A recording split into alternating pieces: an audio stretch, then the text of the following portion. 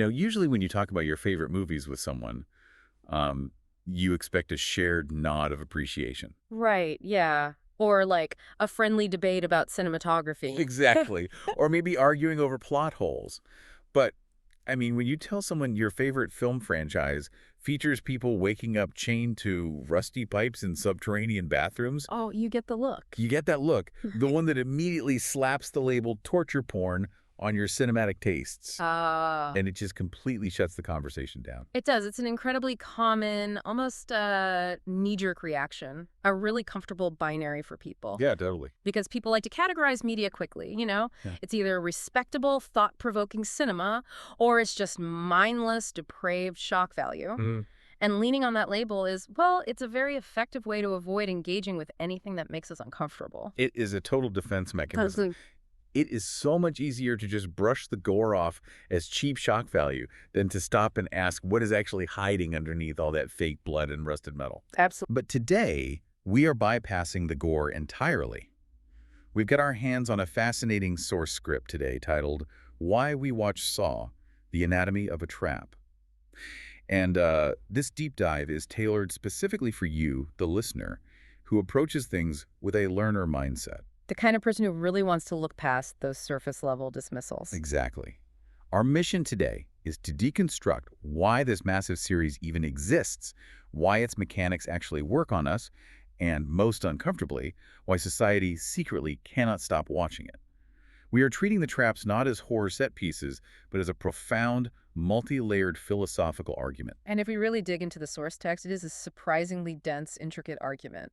But to truly understand this cultural phenomenon, I mean, we can't start with the traps. Right, we have to go to the source. Yeah, we have to start with the architect of the nightmare. We have to look at John Kramer, the man who becomes Jigsaw. Okay, let's unpack this. So the pop culture version of the story, the one most casual viewers hold on to, is actually quite simple. John Kramer gets terminal cancer, faces his own mortality, has this dark enlightenment about the value of life, and decides to force other people to earn their survival through immense pain. That's definitely the elevator pitch most people know. Right. But the source material points out that this narrative is fundamentally incomplete. Really? Yeah, the true origin, which the franchise reveals very deliberately over multiple films, starts with a much more human psychological absence. Before the cancer, John and his wife Jill were expecting a child. Okay. And one day a drug addict named Cecil, in a state of sheer frantic desperation, violently slams a clinic door into Jill. Oh, wow. Yeah, she miscarries. The unborn child, Gideon, is gone. Oh, wow. So the terminal cancer diagnosis actually comes much later in the timeline. It does. The wound that truly breaks John Kramer open, the catalyst for everything, isn't physical illness at all. It is the sudden, violent loss of his unborn child. That is heavy. It's the loss of the future, you know? The one thing that gave his life direction and meaning beyond his own existence was just ripped away. And to analyze this specific kind of trauma, our source text introduces the work of Jacques Lacan. The 20th century French psychoanalyst, right? That's the one. Lacan has this central concept called manque, which translates to lack. And Lacan argues something really counterintuitive. He says desire does not emerge from having something. Desire is structurally dependent on missing something. Wait, so it needs the empty space. It needs the absence to even function. Yes. And the cruelest part of Lacan's theory is that even if you seem to achieve what you thought you wanted, the core desire doesn't actually resolve. Huh. The lack is permanent. So when we apply this to John Kramer, we have to ask, what does he actually want? Well, on the surface, he gives these grand speeches about making people appreciate life. Exactly. But viewed through this Lacanian lens, there is a much darker truth operating beneath the surface. His traps aren't actually solutions. They're compulsions. Yes. They are elaborate, repetitive rituals attempting to fill a void that is, by its very nature, unfillable. You know, that analogy makes so much sense when you think about everyday human behavior. How so? Well, it's like when you go through a terrible breakup or you suffer a profound personal loss and you suddenly have this overwhelming compulsion to obsessively clean your house or, like, meticulously color code your bookshelf. Oh, right, yeah. You're trying to exert total control over your immediate physical environment because you absolutely cannot control the massive emotional loss you just experienced. It's just a coping mechanism. That is a perfect way to look at it. Except John Kramer takes this very relatable human urge to control the uncontrollable and completely weaponizes it on an industrial scale. And how that weaponization is directed is crucial here, because if we establish that Kramer is driven by this unfillable psychological lack, we then have to ask why he chooses the specific people he does to fill it. Because his victims are never random. Never. He specifically targets drug addicts, negligent doctors, corrupt detectives. He goes after people he perceives as morally delinquent or ungrateful. Right. He is, essentially, constructing a parallel justice system from the ground up. Which makes me wonder, why build a parallel system at all? I mean, what is it about the normal justice system that isn't working for him? That is the exact question the source text explores by bringing in the philosopher Michel Foucault, specifically his landmark book, Discipline and Punish. Okay, I remember this from college. Yeah, Foucault traces how Western societies have historically handled punishment. Centuries ago, punishment was a public, agonizing, physical torture executed directly on the criminal's body in the town square. Right, it was a literal spectacle. It was.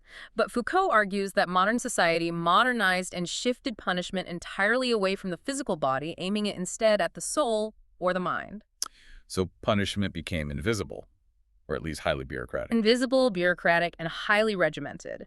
Foucault uses the architectural concept of the panopticon to explain this. Oh, the circular prison thing. Exactly. Imagine a circular prison building with a single guard tower right in the center.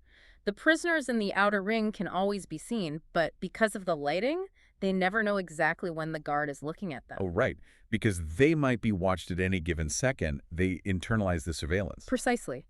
The prisoner essentially begins to act as their own guard. Modern power makes punishment abstract and invisible to make it highly efficient. But wait, if Foucault is arguing that invisible internalized punishment is the ultimate efficient method for modern society, isn't Jigsaw doing the exact opposite? In what way? I mean, Jigsaw's punishment is absurdly bodily. It is metal gears and shattered bone and blood, and it is so undeniably theatrical. It really is. He uses these elaborate underground set designs. He leaves these dramatic, hello, I want to play a game, audio tapes. He has Billy the creepy puppet riding into the room on a little tricycle. It is punishment as a grand, gruesome performance. It feels almost medieval. So is he parodying our modern justice system, or is he exposing its failure to actually rehabilitate? The source suggests it is a searing, intentional indictment of that modern system. Jigsaw violently strips away the polite, bureaucratic invisibility of modern justice. He makes it real again? Yes. Yeah. His philosophy essentially screams, you modern courts claim to rehabilitate people, but you are just warehousing them out of sight. Yeah. Let's look at what punishment actually is. Right. He replaces abstract legal sentences like 5 to 10 years in a facility with agonizing, undeniable physical reality. And to take that a step further, the source introduces Giorgio Agamben's concept of bare life. Bare life? Yeah, or homo sacer from ancient Roman law. Homo sacer. What does that mean in the context of Roman law? A homo sacer was someone who had been banished into a legal no man's land. They were completely stripped of all legal rights and social identity. Oh, like an exile. Sort of, but more extreme. If you killed a homo sacer, you wouldn't be charged with murder. Mm. But simultaneously, they couldn't be used in religious sacrifices. They were reduced to mere biological existence. Wow. They were neither fully inside the human community nor entirely outside of it. Now, think about what happens the exact second the lights flicker on in a jigsaw trap. Oh, I see where you're going with this.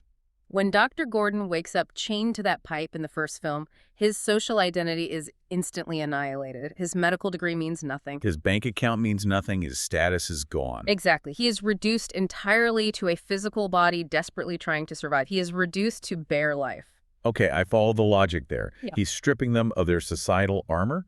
But if they're reduced to just biological entities fighting to survive, basically animals in a cage, why does Jigsaw bother putting them into these elaborate theatrical games? Right. Why give them riddles? Why the tape recorders? This is where the source text brilliantly brings in Jean Baudrillard's theory of hyperreality and simulation. Oh boy, Baudrillard. Yes. Baudrillard was a sociologist who argued that in contemporary media-saturated culture, the line between reality and its representation has entirely collapsed. We don't just represent reality anymore, we produce our reality through representations. Okay. He famously stated that the map precedes the territory. Let me make sure I'm wrapping my head around that.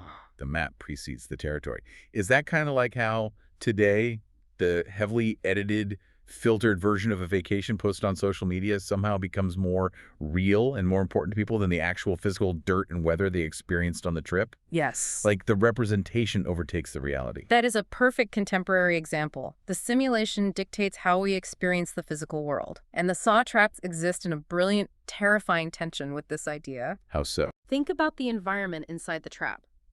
The physical stakes are absolutely real. The jagged metal is real. The blood loss is real. The impending death is real. Oh, definitely real. But all of that deeply real, visceral suffering is encased entirely within a totally artificial simulation. There are arbitrary rules, countdown timers, meticulously recorded messages setting up the parameters.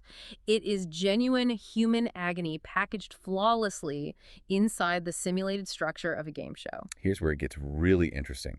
If we zoom out just one more level, we have to look at the nested layers of this simulation. Oh, absolutely. Because we, the audience, are sitting in a dark movie theater or lounging on our couch watching a simulation, a movie.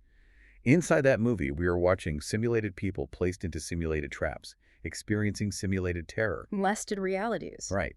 And yet, sitting there safely eating our popcorn, our physical tension, our disgust, the way our heart rates genuinely spike, those physiological reactions are 100% real. The nested simulations are generating completely real biological effects within your own body. Yes. The trap isn't just happening on the screen. It is a psychological trap being actively planted in the viewer's head.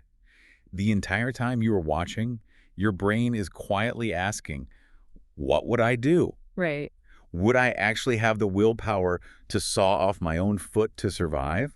Would I push someone else to save myself? And because that internal question ensnares the viewer's mind so effectively, we are forced to look at the incredibly uncomfortable mirror the film is holding up to society. Right, because it's not just a monster movie. Exactly. In a classic traditional slasher film, think Halloween or Friday the 13th, the killer is an inexplicable, silent other. They are a monster in a mask. Yeah, you don't really know what they want. You don't understand their motivations. You just blindly root for the teenagers to escape into the woods. But Saw totally deprives the audience of that moral comfort. Right, because Jigsaw actually talks to you. He looks right at the camera or through his tapes, and he explains his logic. And his logic is terrifyingly coherent. He is highly coherent. And the source script connects this dynamic to Carl Jung's psychological concept of the shadow. Ah, the shadow. Yeah. The shadow represents the repressed, unacknowledged, often darker impulses of an individual or an entire society. We live in a civilized world with elaborate norms around fairness, due process, and compassion. Sure. We all generally agree that people shouldn't be tortured in basements, but Jung would argue that beneath that polite surface, we also harbor deep, primal, repressed instincts regarding brutal justice and violent retribution. So when we see a corrupt detective or a truly terrible person get away with something in the real world, part of our brain gets angry. Exactly. Jigsaw essentially gives a megaphone to the repressed parts of ourselves that secretly think, well, maybe some people do deserve what they get. He drags the societal shadow out into the light, and then he forces us to watch that shadow operate a literal meat grinder. It's confronting, and if we ground the surfacing of the shadow in a specific cultural moment, the source text focuses heavily on the year 2004. Which is when the first Saw film was released. Exactly. This was the defining era of the Iraq War and the global war on terror. Man, that was a time completely dominated by intense, binary moral logic. It was the absolute height of the you are either with us or you are against us rhetoric. It was. And the source material takes a really interesting approach here. It analyzes the film purely as a cultural artifact reflecting that specific 2004 political climate. Okay, let's dive into that. It draws a direct parallel between Jigsaw's you must earn your own survival rhetoric and the extreme individual responsibility often associated with neoliberalism. The text argues that Jigsaw's philosophy mirrors an ideology that completely ignores structural inequality, ignores the concept of a social safety net, and ignores massive institutional failures. Wow. Instead, it chooses to blame broken, marginalized individuals entirely for their own suffering. And just to be completely clear here, for you listening, we are impartially reporting what our source text argues. Yes, exactly. We are not endorsing or condemning either left-wing critiques of neoliberalism or right-wing views on individual responsibility. We're strictly keeping our focus on how the author of this script looks at the franchise through that specific lens. Absolutely. The film is basically acting as a sponge for the anxieties and ideologies of 2004. It's really fascinating how Jigsaw's worldview mirrors the extreme political rhetoric of the time, regardless of where any of us might fall on the political spectrum today. What's fascinating here is the ideological double movement the source identifies in Jigsaw's character. Double movement. Yeah. Jigsaw deeply believed he is a rebel subverting a corrupt system. He targets the negligent doctors and the selfish executives. But according to this textual analysis, in his quest to punish them, he is actually perfectly performing the exact ruthless ideology he thinks he's critiquing. Oh, I see. He is the ultimate extreme bootstrap philosopher. Right. His logic boils down to, I couldn't fix the macro problems of the world, so I am going to fix you, the individual, one brutal, isolated trap at a time. It brilliantly exposes how easily our private, supposedly righteous moral judgments can mutate into something monstrous when we wrap them in a self-serving philosophical justification. It's a critique of society that enacts the very cruelty it's critiquing, which makes the film incredibly slippery and difficult to judge morally.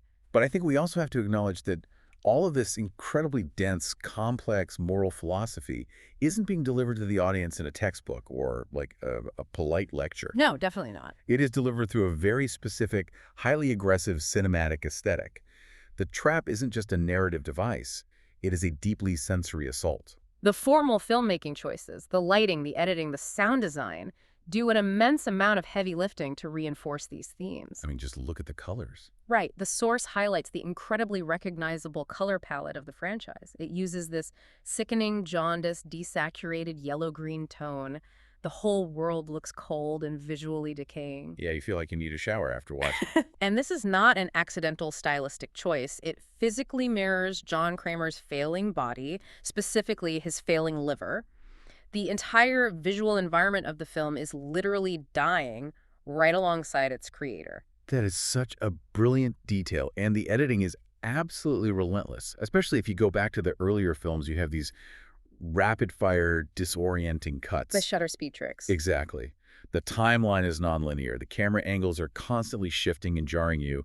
The visual language of the film actively mimics the mechanical, puzzle-like nature of the physical traps the characters are caught in. Which means that you, sitting in the audience, are actively stripped of your bearings. You are constantly working with fragmented, incomplete information, just like the victims trapped inside the room. You're right there with them. You are narratively confined alongside them. And because of that tension, when the final revelation hits, when Jigsaw slowly stands up, says game over, and slams the door, the massive catharsis you experience isn't actually about anyone's survival. No, not at all. It is the intense, almost euphoric satisfaction of a resolved puzzle. You finally see how all the scrambled, bloody pieces actually fit together perfectly. Exactly. And we absolutely cannot talk about that feeling of ultimate resolution without mentioning Charlie Clouser's iconic Hello Zeb score. Oh, it's essential. It utilizes this simple, ascending, repetitive musical motif that feels completely inevitable. It literally acts as a musical ticking clock, subconsciously telling your brain that time is running out and the ironclad rules of this universe cannot be broken by anyone. The soundscape and the visual image work perfectly in tandem to recreate the physiological feeling of being trapped. Not just in a physical bear trap on the screen, but in a perceptual psychological trap in your own mind. So what does this all mean? We've journeyed a long way today. We really have. We went from Lacan's psychoanalysis and the unfillable void of grief to Foucault's theories on modern invisible power structures, into Baudrillard's hyperreality, and finally down into Jung's repressed societal shadow. It's a lot to process. After all of this, I want you to really reflect on your own relationship with the media you regularly consume. The source compellingly argues that we don't watch Saw just to see fake blood. No, there's much more to it. We watch it because it exposes how terrifyingly quick our righteous desire for justice can curdle into a monstrous desire for punishment. It forces us to see how easily complex human beings can be reduced to nothing more than bare life, and it reminds us that we are all, in some way, already operating inside a nested simulation of reality. It asks the audience to look directly into a very ugly mirror made of rust and ticking clocks and confront the dark shadow we spend so much of our polite, civilized energy pretending isn't there. And I want to leave you with a final thought to ponder today. something to mull over on your own commute or walk that builds on everything we've unpacked from our source text. Okay. If Saw functioned as a mirror that surfaced society's shadow impulses regarding punishment and retribution back in the early 2000s, I want you to look at today's massive cultural obsession with true crime podcasts and prestige serial killer documentaries. Oh, that's a fascinating comparison. Are we, the modern audience, still eagerly consuming other people's real-life, bare-life tragedies from the total safety of our own nested simulations? Are we convincing ourselves we are purely seeking justice and spreading awareness when we might really just be feeding that exact same collective shadow? It's a vital question. I hope you question your own internal assumptions the next time you consume any thriller or true crime media. There are always deeper, unseen mechanics at play beneath the surface of what entertains us. Thank you so much for joining us on this deep dive. We respect your time and we love your curiosity. Take care and appreciate your life.